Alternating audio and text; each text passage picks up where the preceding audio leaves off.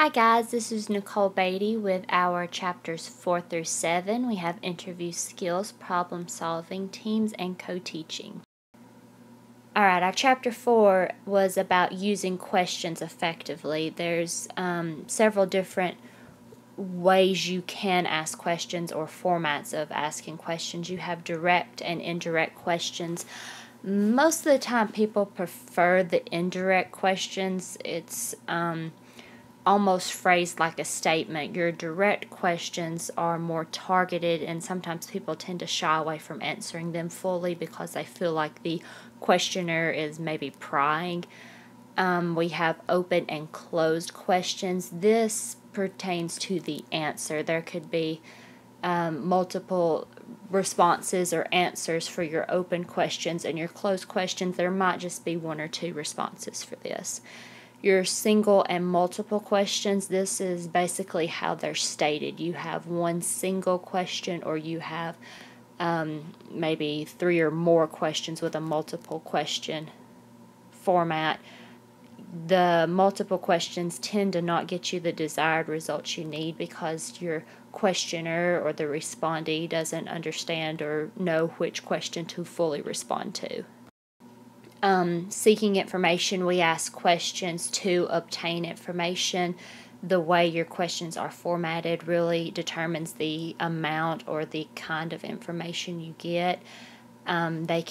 Questions can be worded ineffectively where you won't get your desired answer, and sometimes they can be overused. So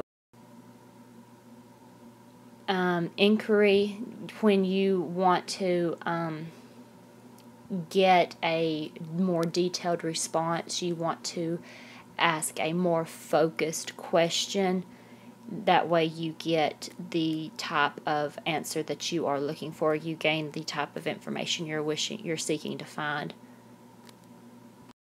When providing information, we use statements. You have your descriptive statement where you are describing what happened, maybe in a situation or something like that. You have your guiding statements. They're used to provide information. And then you have your explanations. That'll be statements that explain information in an instructive way. These are, your guiding statements are divided into explanations and advice. And advice is information providing statements intended to guide action by suggesting, hinting, or even commanding. And those are also subsets of advice. Your suggestions are kind of maybe someone will tell you a different way you should do something, or maybe their opinion of it would be to do it this way. A command is basically like an order. Suggestions typically are taken better than commands. Effective interviews, you would like to use pauses. This goes for both parties, the interviewer and the interviewee. You would like to pause before you ask your question. That way you have time to gain your thoughts and you understand what you are trying to ask. You also want to pause before you answer the question, so you don't seem like you're rushing into it. You want to seem like you are taking time to think through the question and think about what you're trying to say. You want to monitor information-seeking interactions. Basically, you want to monitor yourself. Make sure that you are asking the questions you need to ask to obtain the information you are seeking. And attend to cultural context. You want to use indirect questions most of the time. That way people don't feel that you are prying into their lives. They'll be more open to answer your questions. Interpersonal problem solving for chapter 5. You have reactive problem solving and proactive problem solving. Your reactive problem solving, something has happened, you are working to solve the issue. Your proactive, we all want to be proactive problem solvers. This means you see the problem before it happens and you initiate action to prevent the problem from happening. Now, before you become a interpersonal problem solver, in the situation, you want to ask yourself several of these questions. Are the persons who are responsible and the resources addressing the problem committed to solving it? What might happen if nothing were done to resolve the problem? Are adequate time and resources available for resolving the problem, and does the problem merit the effort and resources required to make significant change? These are questions that need to be taken into consideration before any action is taken in solving the problem. Response to intervention is a great example of interpersonal problem solving. The teachers do see the problem. They're being proactive. They see the problem before it becomes a problem. They see the potential problem, and they design a plan to implement immediately that will help the child, and they also monitor and make sure that the plan that they did insert in that child's school activities is helping. Steps to interpersonal problem solving: you want to identify the problem. If you haven't correctly identified the problem, there's no need in continuing. You want to generate potential solutions. You could do this by brainstorming. You want to just throw out every idea possible during these meetings while you're trying to determine, potential solutions for your problem. Then you want to look at them and you want to evaluate all your solutions. The ones that are just completely out of the way, you'd like to throw them out. And the ones that can be potential solutions for your problem, you'd like to look at them and reevaluate them and make sure that this can be something that can be done. Steps continued: you want to select a solution, whatever it might be. It needs to be something that can be done, that is doable. You want to implement the solution.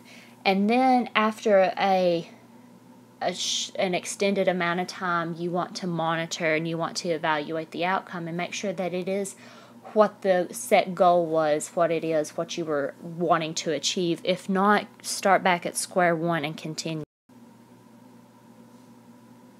Teams for Chapter 6, you have a characteristic of the team.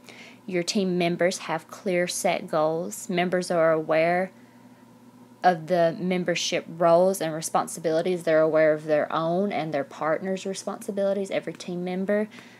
Teams interactions are regulated by shared norms. That means that there's spoken and unspoken rules. There's ways of acting and conducting oneself and things like that. Team members are interdependent. That means if one person doesn't do their job, then the entire team fails, or if one person succeeds, everybody succeeds.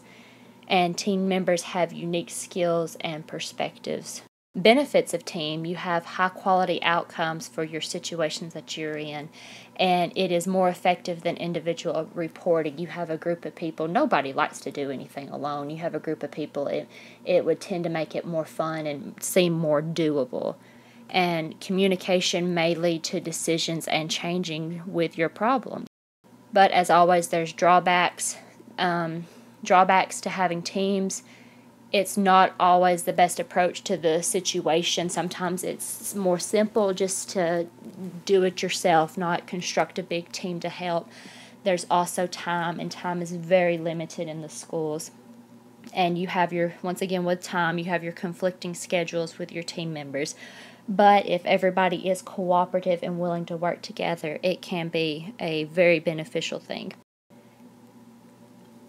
Disciplinary relationships: you have multiple disciplinary teams. It's a number of perspectives and disciplines are required. Interdisciplinary teams are coordinate interventions delivered to students, and transdisciplinary teams are team members perform tasks interdirectly and through a process called role release.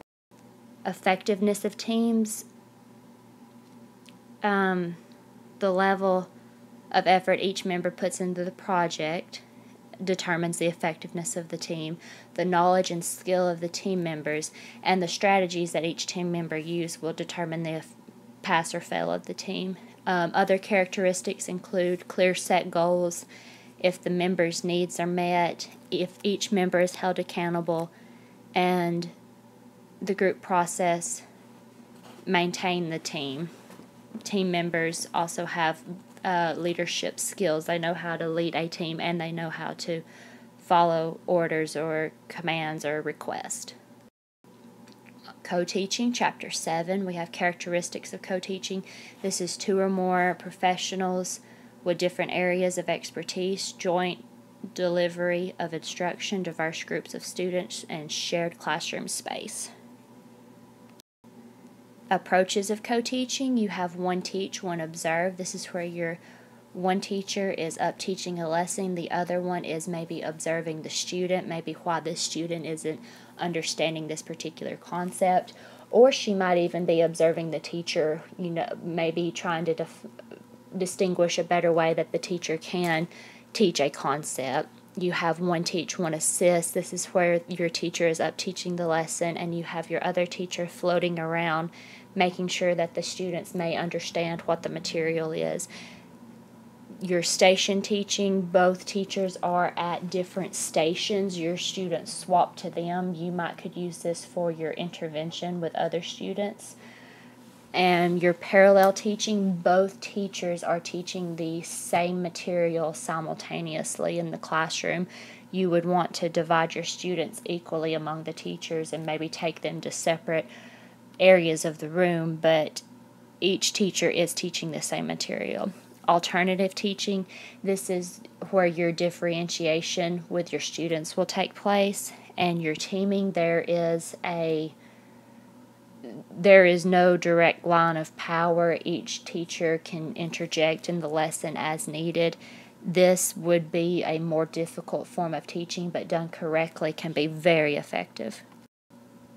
The co-teaching relationship requires willingness to change teaching styles, references, work closely with another adult, and share responsibilities and rely on another individual in order to perform tasks previously performed alone. This can be enough to make individuals shy away from the co-teaching, but if worked at it and done effectively, students will benefit from this. Co-teachers also need to be very flexible with what's going on. They need to be culturally sensitive to their teaching partner, and they need to discuss their teaching styles and preferences, pet peeves, things that they will allow and will not allow in their classroom, just so both teachers are on the same page and they can help each other if the need arises. And also it needs to be given time to blossom into the relationship that it needs to be. Maintaining the co-teaching philosophy, or the co-teaching relationship, philosophy and beliefs need to be discussed. What you believe students should and should not be able to do in the classroom, what your philosophy is for teaching, parity signals, classroom routines. They need to know what you like to do, what your partner likes to do, what your feedback preference is, how you plan to handle discipline, noise, what your pet peeves are, things like this. And the administrative matters related to co-teaching, shared planning time. Time is always an issue. Scheduling for teachers and for students. The administrator should work with the teachers when all of this is happening. And options for problem solving. He needs to provide maybe team members or things like that to help when problems arise. Communication, that all teachers may be asked to co-teach. It should be voiced that they will expect more than one or two to pair and co-teach together. And resolution of personal issues, maybe if something arises between the teachers, it would be the administrator's job to handle this. That is the end of my PowerPoint. Thank you.